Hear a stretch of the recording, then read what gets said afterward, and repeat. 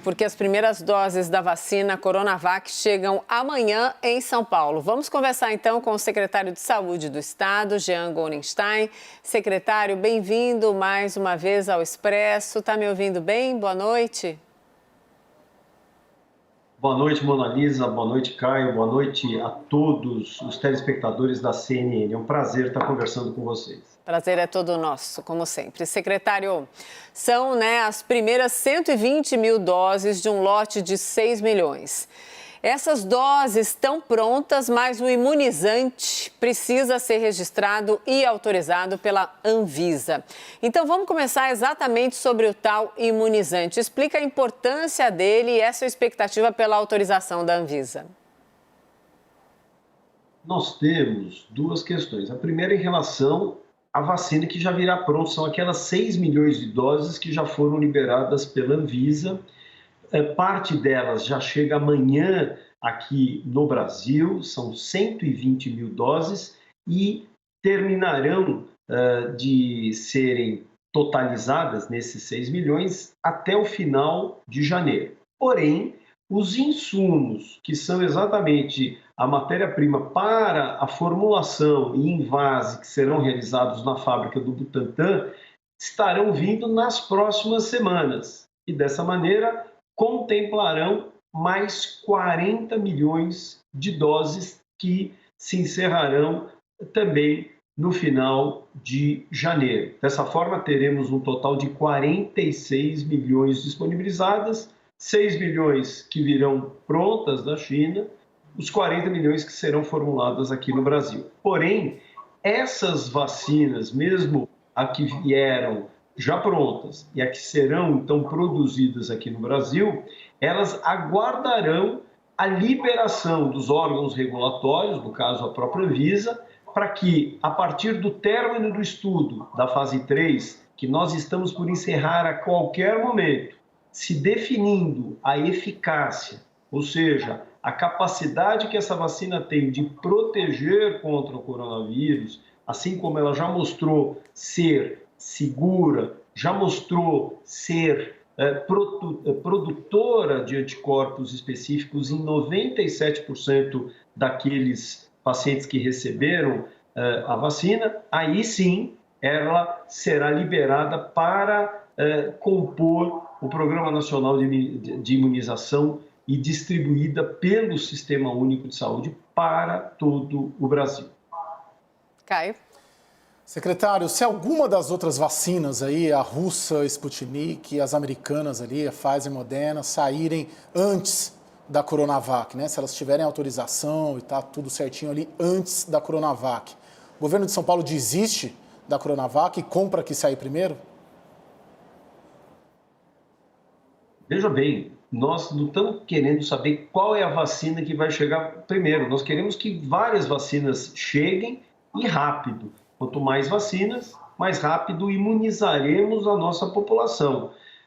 É óbvio que se sair uma outra vacina, o próprio governo brasileiro abre isso para todo o país, inclusive São Paulo, que receberá uma vacina de braços abertos sem perder o alvo de vacinar mais. E nós sabemos o quanto a Coronavac é uma vacina segura, o quanto ela é uma vacina que está bastante avançada e que claramente vai mostrar a sua eficácia na proteção contra o Covid. Vai mostrar o quanto na vida real ela é capaz de proteger contra o Covid.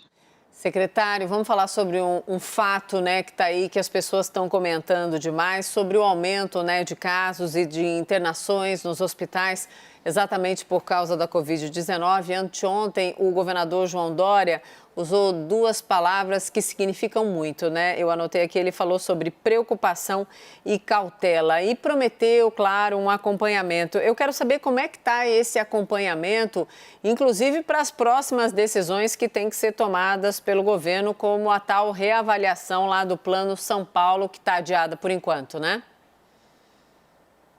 Pois é, nós estamos tendo cautela. Nós recebemos uma informação de 18% de aumento de internação no número de leitos nos hospitais, tanto público e privados do estado de São Paulo.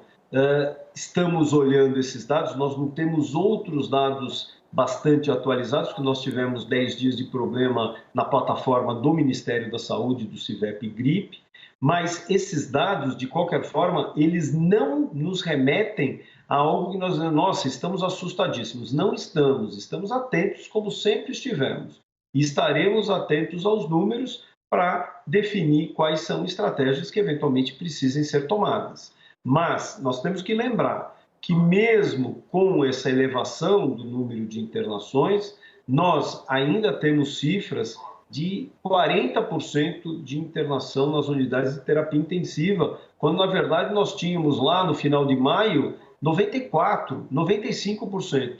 Então, nós temos números que, apesar de terem incrementados ou sido incrementados, ainda eles nos deixam com muito conforto. Nós temos muitos leitos de unidade de terapia intensiva. Mas o que é muito importante, isso nós sempre pedimos para a população nos ajudar e, fruto desse auxílio, dessa ajuda, nós conseguimos fazer com que o Plano São Paulo tivesse o sucesso que tem hoje.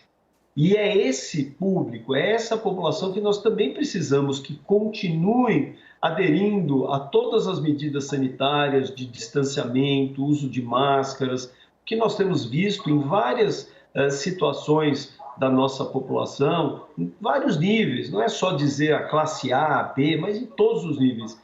As pessoas acabaram se desgastando em relação a essas medidas de prevenção e, com isso, fizeram agora a sua maneira, a sua flexibilização do seu jeito. E isso acaba colocando em risco elas próprias e os índices da saúde. Caio? Secretário, diante desses índices aí do aumento de internações, alguns infectologistas já vêm defendendo até um lockdown no Brasil, em São Paulo. Isso está no radar? Isso é uma realidade? Isso pode ocorrer? Eu quero só dizer uma coisa, eu sou médico infectologista. Sim. E antes de secretário da Saúde, as pessoas que têm a prerrogativa de trazer esse pânico à população sem conhecer saúde pública e índices de saúde, é melhor que não o façam. Porque nós sabemos perfeitamente que esses índices que nós temos em base, eles não exigem qualquer medida outra, restritiva, que leve a comprometimentos maiores. Nós estamos sendo atentos, estamos regulando tanto leitos, deixamos de desmobilizar leitos já há várias semanas, sempre atento àquilo que acontece fora do país.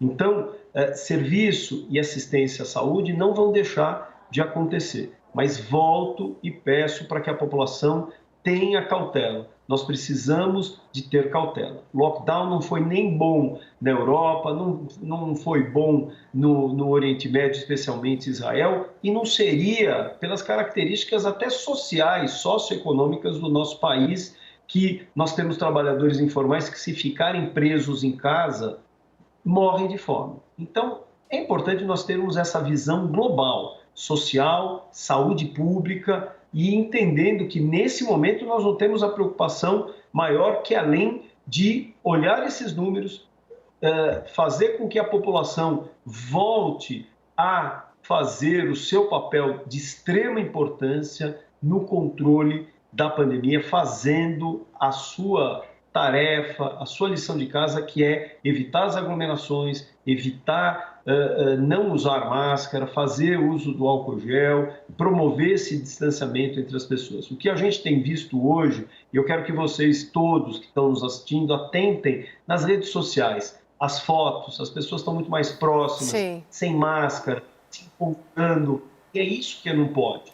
Porque muitas vezes, alguns cenários do tipo, a Dona Lisa fala assim, olha, deixa eu convidar um casal de amigos para vir em casa. Muitas vezes esse cenário, essa proximidade, as pessoas tirando máscara num ambiente menor, facilita a disseminação da doença. Então, vamos voltar a ter aquelas preocupações que nós tínhamos no passado. Nós tínhamos medo, e esse medo fazia com que a gente não cumprimentasse as pessoas, que a gente se distanciasse delas, e a gente tem que relembrar de todas essas normas nesse momento. Mona Lisa tem sido muito cautelosa, só para pontuar, já que eu virei aí exemplo, está totalmente reclusa, só trabalhando ali e reiterando para a família e para os conhecidos a importância de sim continuar com algumas medidas, apesar do cansaço, apesar da tristeza de ter vivido um ano tão surreal, apesar de todas as dificuldades que vão além das questões físicas, mas também psicológicas, né? A população mundial, ela está psicologicamente afetada com a pandemia, isso é um fato. Falando em fato, falando em calendário, secretário, vem aí Natal, Ano Novo, antes do Natal, Ano Novo, encontros das pessoas para dar tchau, para trocar presentes, amigo secreto. O que o senhor falaria de verdade para alguém que estivesse aí entrando no seu consultório, esse consultório todo branquinho, cheio de decoração escolhida a dedo e que tem uma mensagem tão importante o todo, secretário? Olha, Mona Lisa, a gente pede para que as pessoas entendam que esse foi um ano muito diferente de todos os nossos anos, né? Eu acho que nós temos hoje uma reflexão que cada um de nós tem a sua importância, uma importância muito grande no controle da pandemia, no controle e na disseminação do vírus dentro das nossas casas, nos ambientes em que nós circulamos. Então, é muito importante, nós deixamos de fazer, perdemos sonhos, perdemos pessoas queridas que nós tivemos, cada um tem a sua história para trazer. Não é justo que nesse momento nós simplesmente joguemos a toalha. Não é hora disso, a gente ainda está ali no finalzinho, a gente já está vendo uma vacina que está próxima, na verdade, vacinas. Vamos ter esse nosso mundo novo, se Deus quiser, muito em breve. Mas, por enquanto, nós não podemos banalizar. É mais um pouco. Um amigo meu dizia o seguinte: olha, a sensação é de um parto. E um parto, ele tem 9 meses. E quando todas as mulheres que deram à luz sabem que nas últimas semanas parecem que cada semana é um século. E é verdade. Então, eu acho que é da mesma forma. Vamos ter paciência, mais um pouco. Tenhamos esses cuidados. Sejamos responsáveis com as pessoas que estão no nosso entorno. Quantas são aquelas pessoas que estão saindo e levando a sua casa, para os seus familiares que muitas vezes respeitam a quarentena, são pessoas mais debilitadas na sua saúde, têm mais idade. Então é importante, esse é um momento, mais um pouquinho. Depois a gente vai se abraçar, vai se beijar, mas não é hora disso agora. Eu agora falo não como secretário de Estado da Saúde, mas como médico infectologista que sou. Então é muito importante isso para que nós não tenhamos mais, não só vidas, mas sonhos também sendo destruídos. Sem dúvida. Obrigada, secretário Jean Gorenstein. Até uma próxima. Olha, muito obrigado, Caio, Mona e a todos. Obrigada, secretário. É sempre um prazer conversar com você. Prazer é nosso. Caio, obrigada também.